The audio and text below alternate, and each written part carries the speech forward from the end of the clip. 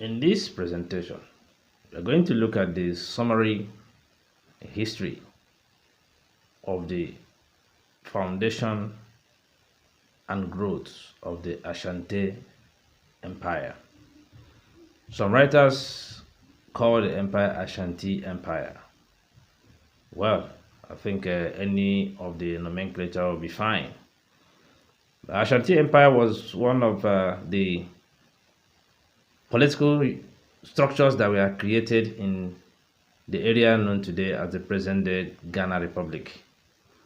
A good part of the Ashanti Empire territory exists in the present-day Ghana, and it was a very influential and powerful empire that existed within that area. Well, the foundation of Ashanti Empire or Ashante Empire was as a result of the activities of the Oyoko clan.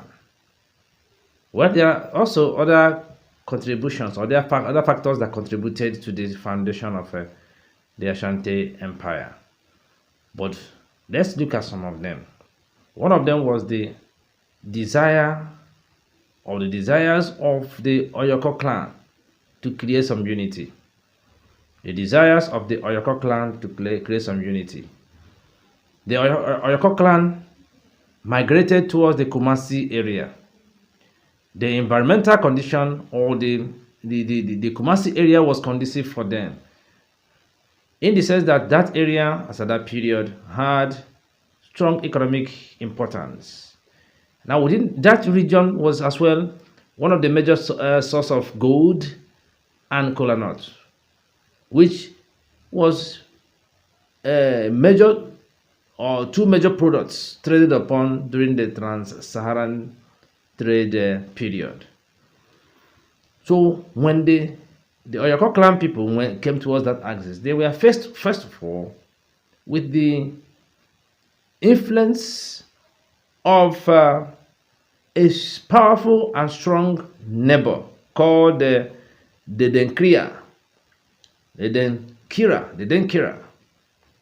Denkira walked towards and even conquered some of the states, some of the cities created by the Oyoko clan. But before this period, with their entrance towards the Kumasi area, the Oyoko clan people created communities and cities within that area, but they were independent of each other.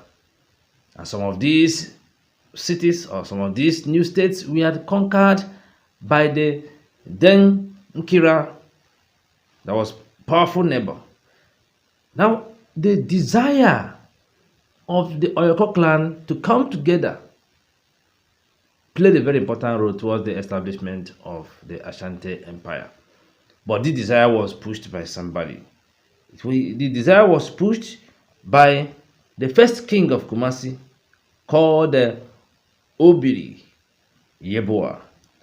Obiri Yeboah. Some of the states that the Oyoko clan people or the Oyoko people established were Juaben, Kokofu, Nsuta, Bekwai, and at the same time Kumasi. And Kumasi was, at that period, being led by Obiri Yeboah. Now, there are some historians that don't actually try mentioning this man, the Obiri Yeboah, but he played a very important role towards the foundation of, or the creation of, the Ashanti Empire. Well, Obiri Yeboah decided to encourage other states towards coming together, for them to at least stand up or stand united against their influential neighbors, and then as well to utilize the potentials that the trade brought in. Another factor that encouraged the creation of the Ashanti Empire was the shift in trade business to the Atlantic or the coastal areas. That's from the trans-Saharan trade. The business influence moved towards the transatlantic trade. The Oyoko created states had the intention of as well making good use of the transatlantic trade as a means of economic benefit. This as well contributed. Okay, so the Southwest movement or Southwest influence was also very encouraging for them to, put in place. But there was a factor, there was a stumbling block. That was the Fante kingdom or the Fante Empire. The Fante Empire was influential towards the south, and the only means of making impact was a united and progressive state or empire or political structure, which was the intention of Obiri Yebua.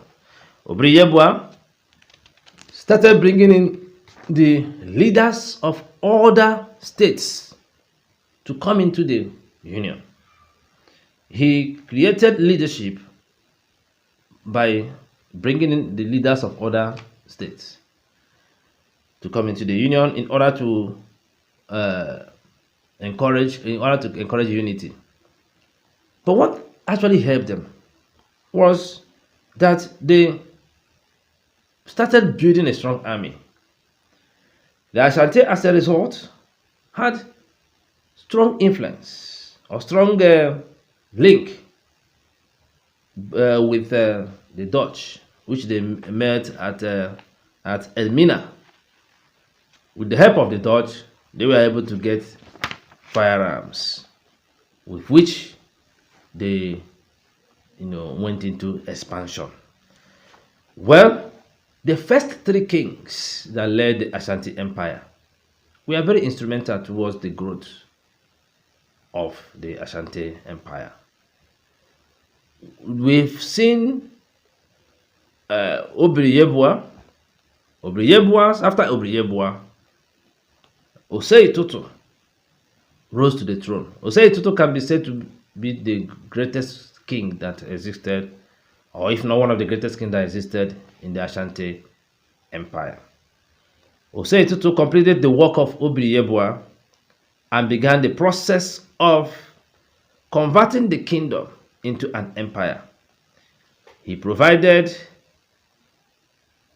a complete a constitution for the Ashanti Union, reorganized the army, and started the war of liberation from the then Kira, and as well moved into the expansion towards the coasts. The prime minister of Osei Tutu, called Okomfo Anokie, provided the golden stool, a spiritual symbol of unity for the Ashante. Opobu Ware, who was the successor of Osei Tutu, instituted the oath of Memen Meda, which was primarily the fighting spirit of the Ashanti Empire. He as well continued the expansion policies of his predecessors. To sum it up, the Ashanti emerged into a great empire because there was an atmosphere favorable for the emergence, and the Oyoko clan provided a chain of leadership that was needed at that time. Well, being one of the great kings of Ashanti Empire, Osei Tutu made a lot of progresses, made a lot of good inputs, wonderful administrative inputs, which helped the growth, expansion, strength, influence of the Ashanti Empire. One of his achievements was that he formed the Ashanti Union. He made laws forbidding, on the pain of death, any member state to refer to herself as independence. This prevented rebellion. And his prime minister then was very influential towards some of these good policies.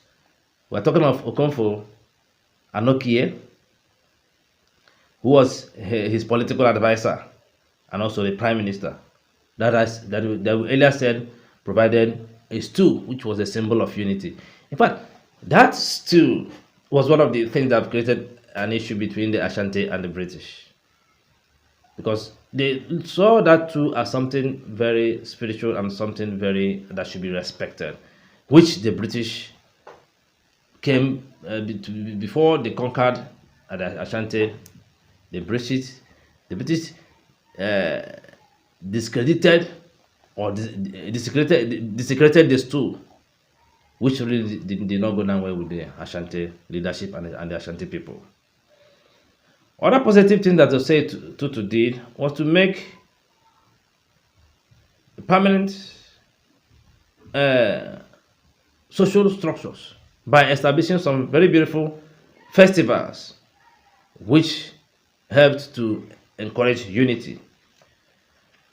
But on the military side, Osei Tutu reorganized the army. He had 3 reasons for doing this.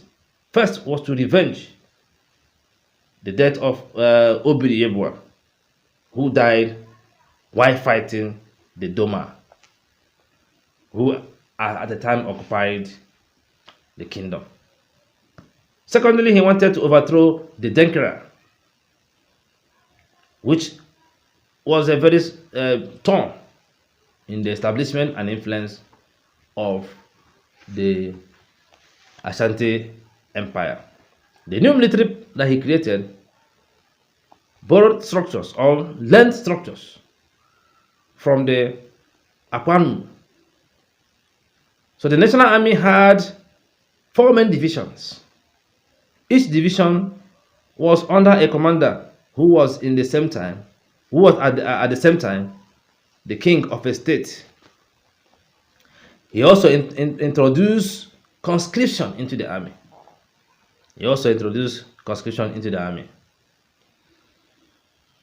Well, apart from taking positive action to make the union a permanent one and to introduce new military structures, Osei Tutu as well successfully waged wars against the Doma.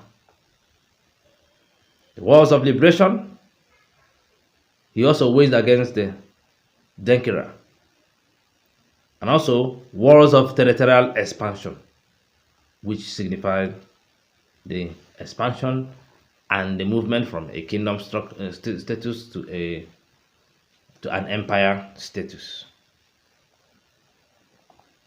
So the Ashanti, as well as said, there are other achievements that Osei Tutu put up. There are good policies and good administration that he put up, which we might not be able to discuss all of them. But the bottom line was that their desire to create unity for survival, for influence, and for expansion played a very important role towards the establishment of the Ashanti Empire. Please subscribe to our channel and click on the notification so that anytime we bring in any new discussion or any new content, you'll be one of the earliest persons to be notified. Thank you for still being part of our channel.